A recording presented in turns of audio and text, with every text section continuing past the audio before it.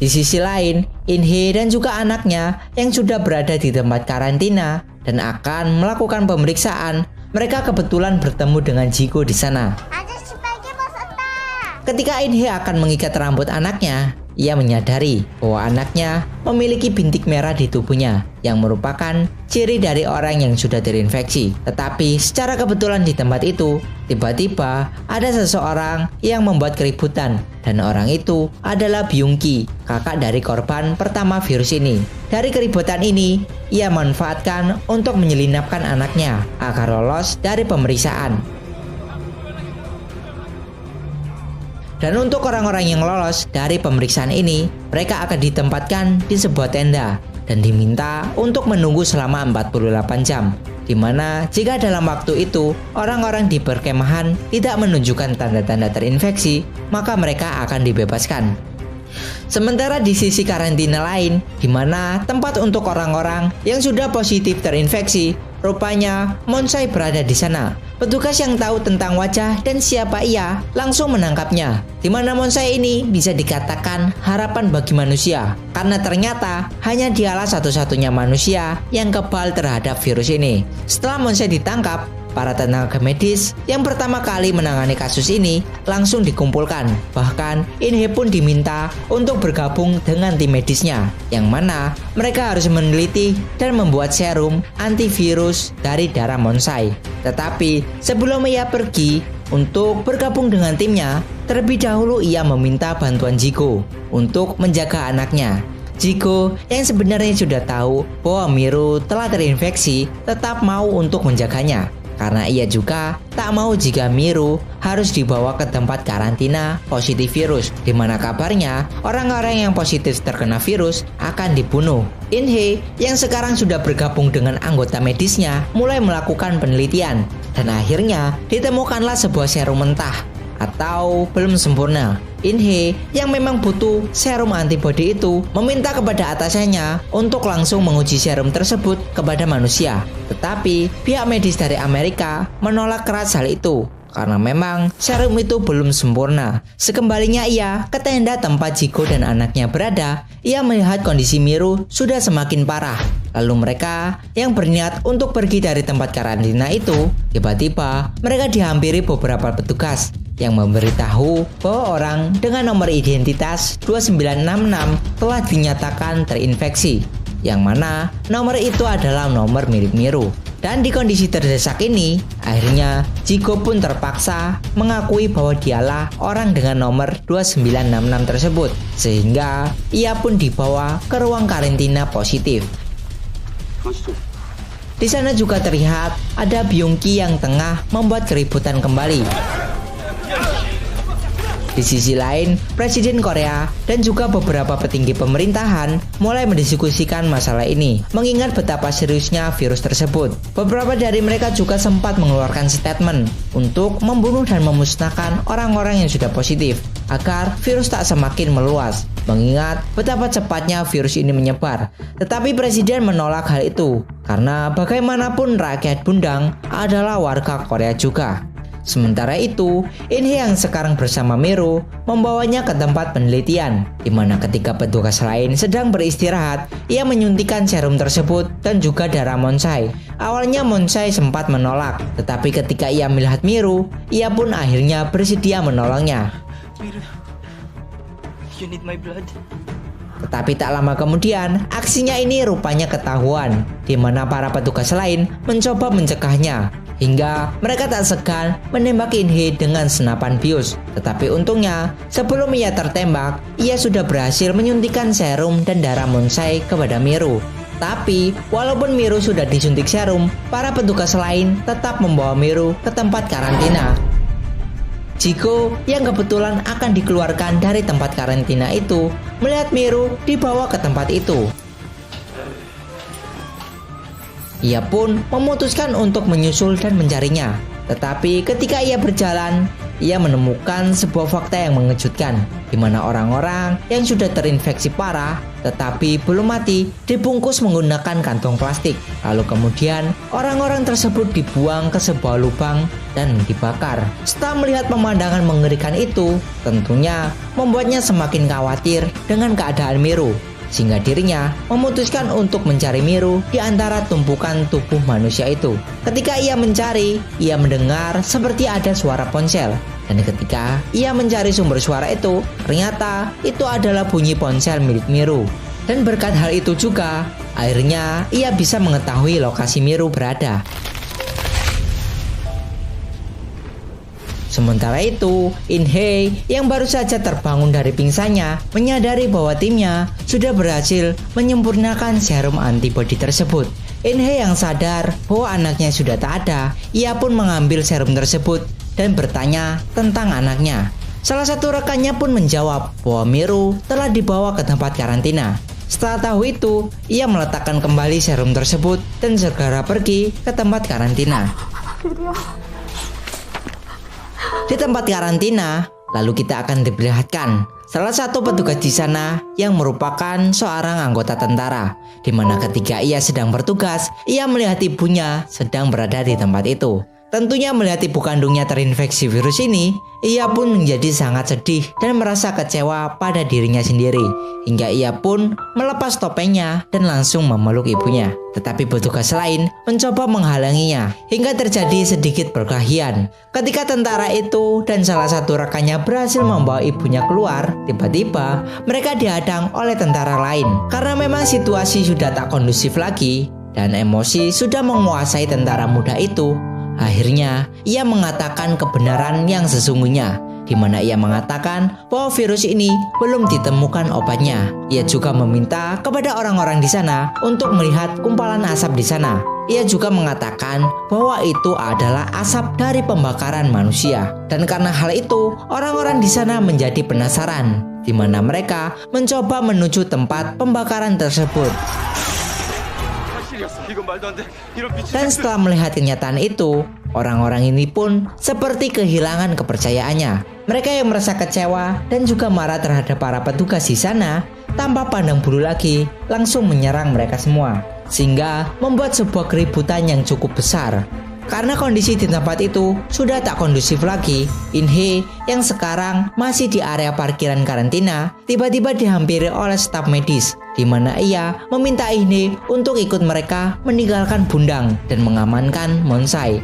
Awalnya In-hee menolak, mengingat putrinya masih ada di tempat ini. Akan tetapi ketika massa yang sudah mulai marah itu bergerak mendekat, In-hee pun memutuskan untuk ikut. Tapi sayangnya, mobil yang mereka tumpangi berhasil dikepung oleh para massa dan berhasil dibuka secara paksa. Tangan In-hee pun sempat ditarik oleh seseorang, sehingga membuat HT yang menjadi alat komunikasinya dengan Jiko terjatuh. Monsai yang melihat HT itu terjatuh langsung bergegas keluar untuk mengambilnya. Monsai tahu bahwa In-hee butuh HT itu untuk mengetahui keberadaan Miru. Saat keadaan kacau itulah, Byung-ki yang ternyata ada dalam keributan itu berhasil menarik tangan Monsai. Byung-ki yang berhasil menangkap Monsai tanpa ragu lagi, ia pun langsung menusuk perutnya. Bahkan tim medis yang mencoba menghentikannya malah ikut ia tikam. Untungnya di sana ada seorang tentara yang dengan terpaksa menembak Byung-ki, sehingga para tim medis berhasil lolos dari kerusuhan itu. Di sisi lain, Monsai yang memang terkena banyak tikaman pisau di perutnya mengalami sebuah pendarahan hebat, sehingga membuat Monsai pun harus tewas karena banyak kehilangan darah. Sementara itu, dari HT yang berhasil diambil oleh Monsai, terdengar suara Jiko di sana, di mana ia mengabarkan bahwa Miru sekarang baik-baik saja. Selain itu, demamnya juga perlahan mulai menurun.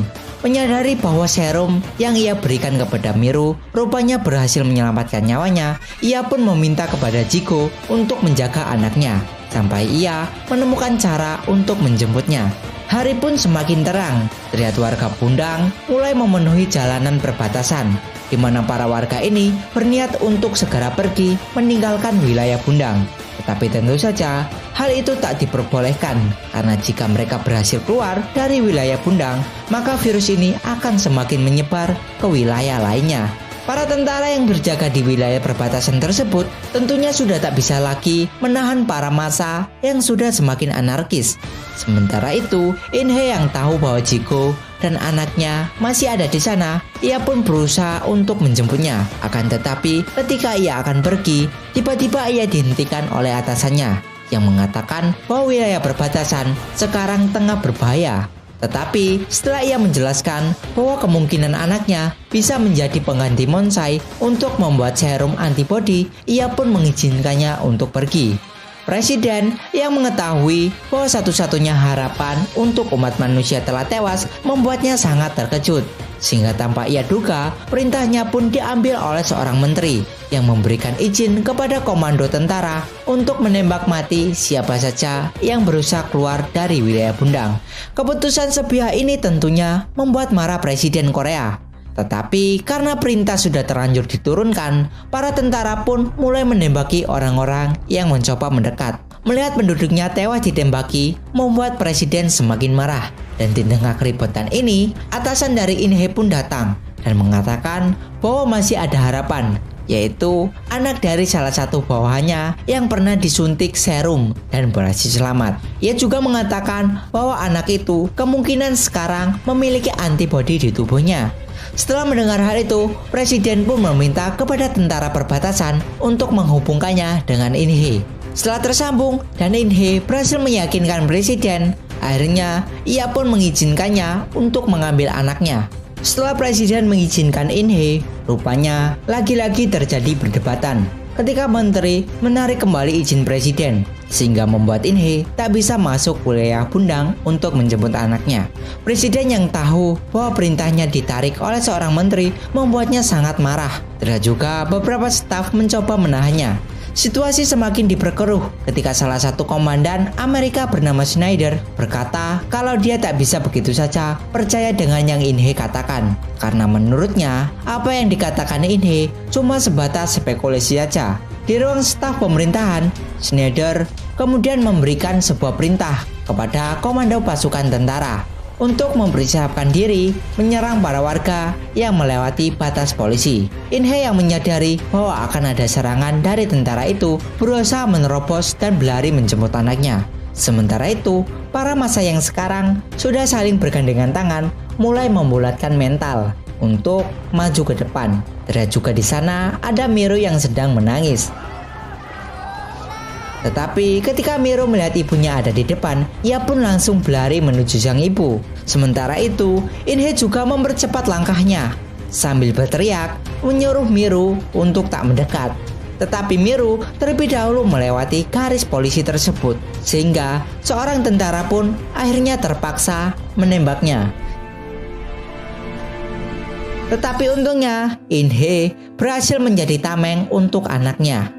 Miru yang menangis melihat ibunya terluka, ia pun maju dan merentangkan tangan ke arah para pasukan sambil berteriak agar jangan menembak ibunya. Tentunya apa yang dilakukan Miru membuat para tentara ini merasa tak tega untuk menembaknya. Presiden yang melihat hal itu dari layar monitor akhirnya memberikan perintah baru, di mana ia memerintahkan untuk menghentikan penembakan ini. Akan tetapi, di sini Schneider rupanya memiliki rencana cadangan, di mana ia menghubungi awak pesawat tempurnya dan memerintahkan untuk membantai seluruh orang di wilayah Bundang. Presiden yang mendengar hal itu menjadi semakin memuncak emosinya. Dia tak menyangka bahwa Schneider sudah mempersiapkan pasukan pesawat tempur. Schneider juga memberitahu kalau pesawat tempurnya akan tiba dalam waktu 10 menit. Sementara itu, Ji-go yang mengetahui kondisi semakin gawat, dia berusaha mencari kamera CCTV dan sambil menggendong Miru, Ji-go mengarahkan dirinya menghadap kamera lalu berkata, "Pak Presiden, tolong lihat ini. Anak ini berhasil sembuh dan selamat. Aku melihatnya sendiri. Anak ini, Kim Miru, berhasil selamat dari virus mematikan ini." Presiden yang melihat hal itu memutuskan untuk bertindak tegas di mana ia menyuruh sekretaris negara untuk menghubungi Menteri Pertahanan. Setelah terhubung dengan Menham, Presiden dengan tegas menyuruh Menham untuk segera menyiapkan misil anti serangan udara. Tentunya keputusan ini tak diterima oleh Schneider, tetapi Presiden menjawab bahwa orang-orang ini adalah rakyatku. Dan berkat ketegasan Presiden Korea, akhirnya Schneider pun mau menarik kembali serangan udaranya. Setelah situasi mulai tenang, kemudian melalui pengeras suara yang terhubung ke lokasi massa, Presiden berkata bahwa pihak kami telah membatalkan serangan udara. Selain itu, ia juga mengatakan untuk tetap tenang karena pemerintah akan segera mengirim bantuan untuk mereka semua. Singkat cerita, bantuan pun datang. Para warga yang memang mengalami luka langsung diobati. Sementara Miru akhirnya dibawa oleh tim medis untuk diambil sampel darahnya guna pembuatan serum antibodi. Dan beberapa bulan kemudian, situasi Korea pun sudah kembali pulih. Lalu kita akan diperlihatkan kedekatan Miru, In-hye, dan Jigo, di mana ternyata mereka ini sekarang sudah menjadi sebuah keluarga. Dan film ini pun selesai. Dan oke, mungkin itu saja. Jika gua ada salah, gua minta maaf dan sampai jumpa di next video. Yuk.